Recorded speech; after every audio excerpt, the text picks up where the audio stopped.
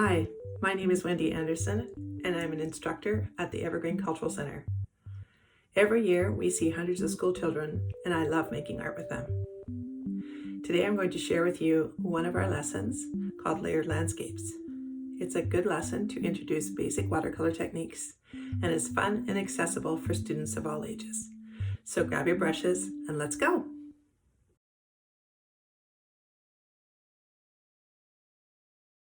Today we are going to make a layered landscape. Basically, it's taking layers of painted watercolor paper that are torn and put together to create this wonderful layered landscape. What I like about this project is it is open to anyone else's interpretation, and yours doesn't have to look like mine. And it's a fun way to practice some basic watercolor techniques. What you need for this project is a piece of student grade watercolor paper, which you'll see here. It's just a 90-pound cold press. You will need a piece of cardstock to do your finished piece on. This is this one right here. You will need watercolors. So I have pan watercolors, but I've also used praying watercolors in the classroom, as well as liquid watercolors. Liquid watercolors are a concentrated type of watercolor. I particularly like Sargent's Watercolor Magic. And what you do is you dilute a little bit in a little bit of water, but even full strength is just beautiful in watercolor. You also need salt, water, tissues, toilet paper or paper towel or both, wax, which you can get as canning wax, or a wax crayon that's white. Even a candle will work if it's white. And you also need a brush, and I particularly like my number 8. A good watercolor brush should have a good snap to it, just like that.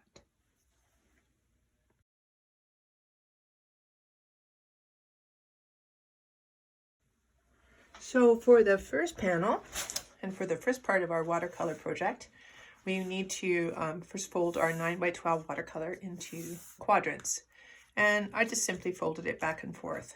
And this is because we're going to be doing different watercolor techniques in each of our quadrants. The first quadrant here, we're going to be doing wet on wet, which means that we need to take our brush and saturate the paper with just water first of all.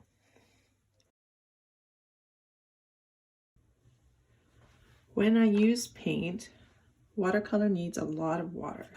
So when you get the water from your palette, make sure that you tickle it and go around 4 or 5 times just to get a good load of paint. Then what we're going to do is we're going to go across the wet quadrant of our paper. This quadrant we're going to use for maybe our sky in our landscape. So I am going to go across. I need to get some more.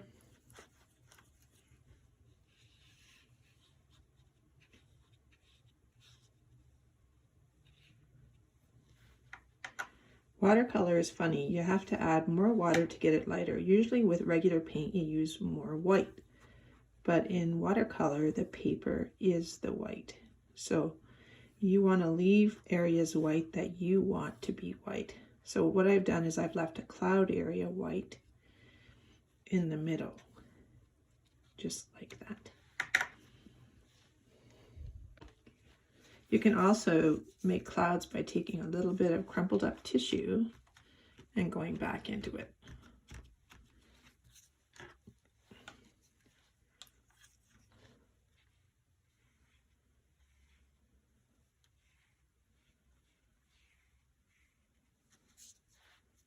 I'm going to do a little tissuing off here, just a sec.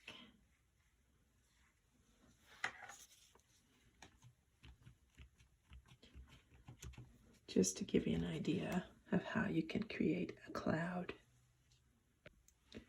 So do you see how you have some puddles left behind?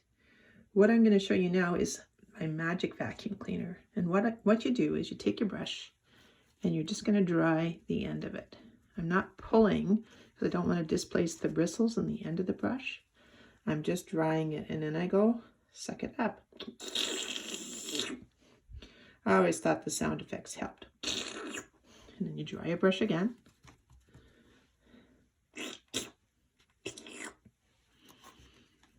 And there's panel number 1.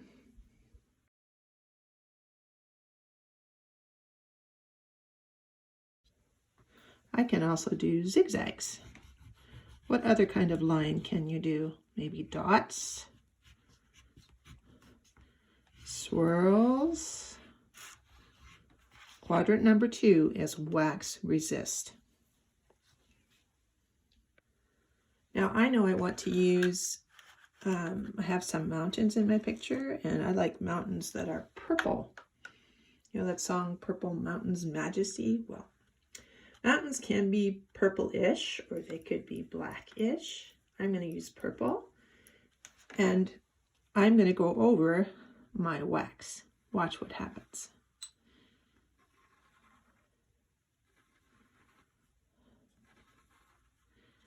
Add a little bit of water. That makes my color go lighter, just like that. There it is. There's my wax. It's saying, get out of here, to all that watercolor. Another color. Maybe I will do a little black. Black's not actually a color, but it does make a really nice layered landscape if you use a little bit of contrast. So I'm going to use some contrast here.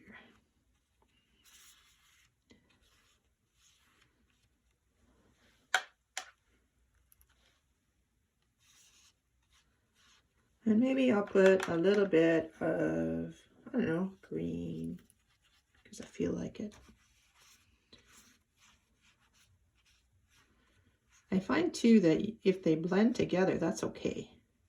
I'm not too worried about it. In fact, I'm going to drop some other colors in here just for fun, like red.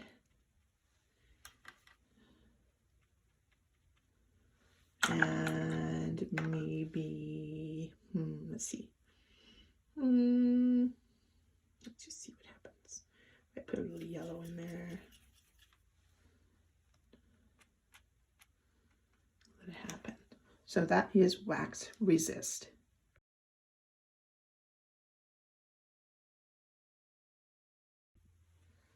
This one I'm going to start off with yellow. 1, 2, 3, 4, 5, 6, 7.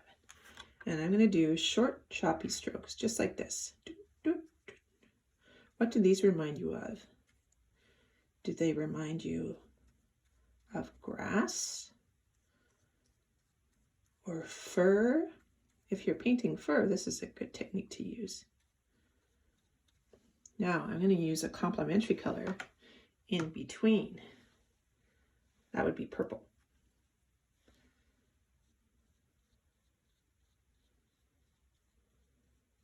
I'm going to try another one too.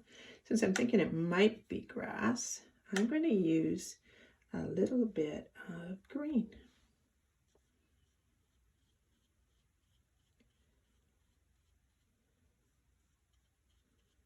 Nothing saying your grass has to be green. It could be purple, especially if it's in shadow. I'm going to try it with orange now. One of the big mistakes people make with watercolor is not loading their brush enough. You can see here I only went around a couple times, so I got a very light orange. If I go 1, 2, 3, 4, 5, check out the difference. Now my brush is loaded. Just like that. All right. When I'm having kids wash their brushes, it's really important to kind of show them to kind of tip it on the edge of your container instead of tapping, because when they tap, they tend to splash everybody around them. I'm going to do a bit more down here. Maybe some blue and some red.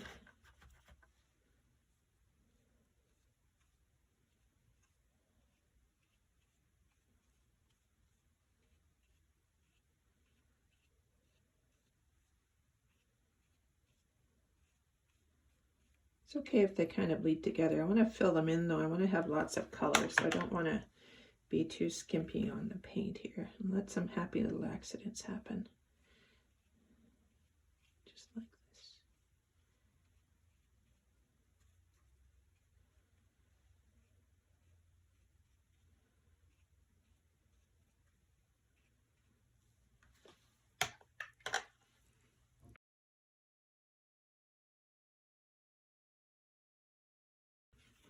For the last panel, you may want to have a sun or a moon in your piece, in your composition. And I want you also to notice that on this one, there is some salt thrown in onto my sky background. I forgot to do that on mine, but you can add that when it's wet. I'm going to do a shape down here that will look like a sun. And one of the techniques you can use is just to start off with a good loaded brush and to do a circle. And when I do a circle, I go C, then reverse the C, then I fill it in. Now I'm going to take a little bit of my orange, ooh, and go around. Kids like to do this swirly stuff. So that could be one thing you could do there. You could also use the salt here if you forgot to do it earlier like I did. So I'm going to do a nice dark color because salt doesn't really show up unless you use a dark color. And I'm going to make it lighter. And if I keep rinsing my brush out, you'll notice that it'll get lighter and lighter.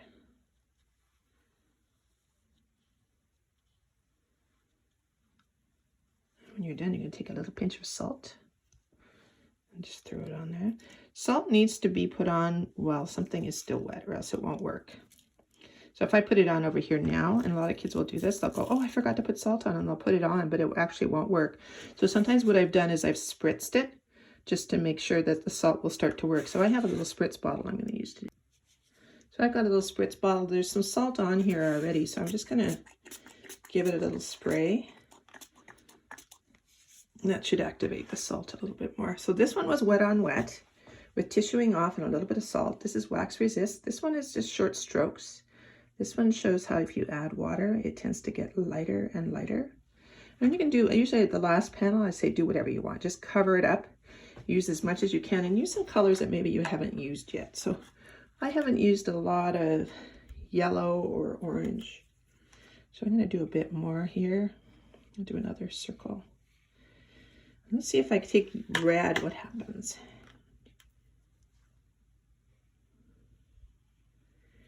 Now, technically, this is called bleeding when one color goes into another, or blooming. I like blooming better. Doesn't sound quite so gory. Just like that. Now, salt can work on red. It doesn't tend to work very good, though, so I'll do it anyway. I'm just going to go on and finish and fill in this last panel and let it dry.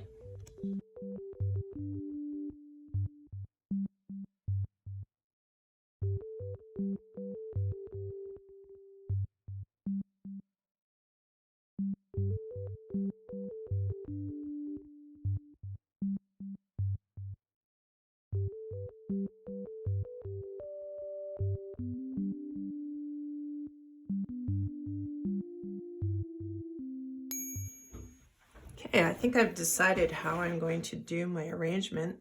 So then now I have to glue them down, and that's going to take a little bit of time, so I probably won't show you that. But if I want to still do a sun or a moon in the sky, I've got that one little piece that I've saved of yellow, and I'm going to take something round to make a little shape for it. Maybe that's a little too big. Maybe I'll take my squirt bottle, and I'm just going to trace around it.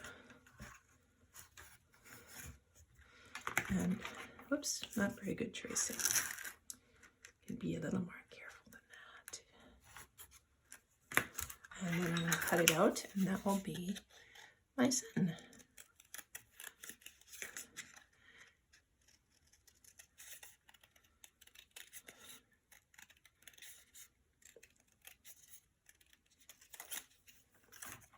Just like that. Actually, it looks like a really nice day to have a sun that looks like that. So I may even change it up a little bit. A lot of kids like to put the sun in the corner, so this is one way to kind of, I give them a little sun. They put it in the sky, and then it's like, oh, okay, it's there, so that's okay. So I could do that if I wanted to. I haven't decided yet, so I'm going to leave that for now, but I'm going to glue it all down. Once you've got all your pieces kind of lined up the way you want them, it's time to glue them down.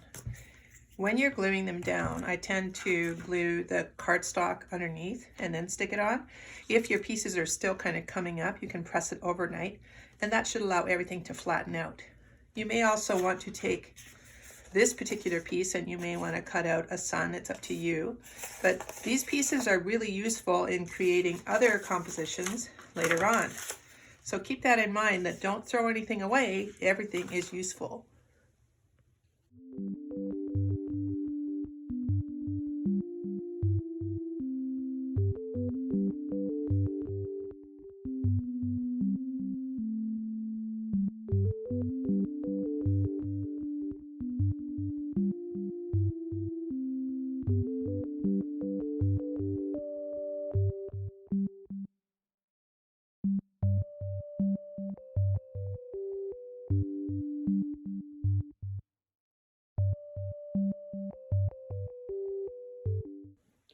Now you're going to notice that some of these edges are going to want to pop up.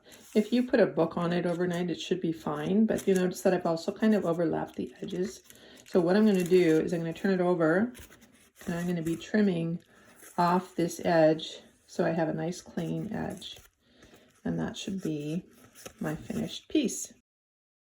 So here is my finished piece next to the first one I showed you, and I just want to show you the difference here. You can see the size is a little bit different as well.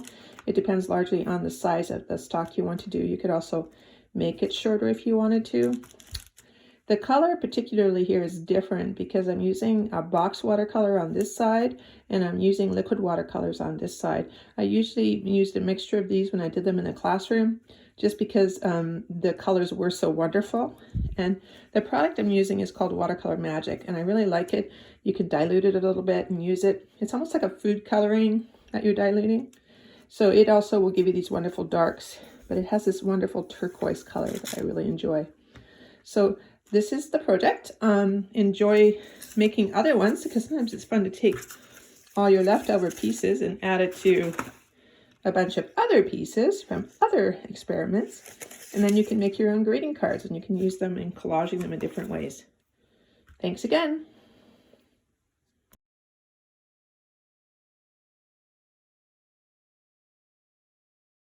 Thank you for taking part in the Art Gallery at Evergreen's Watercolor Workshop with Wendy Anderson. We hope you enjoyed learning these techniques while creating a work of art, and we'd love your feedback. Please take 2 minutes to fill out the survey in the link below. Your input will help us continue to provide meaningful art experiences in creative new ways.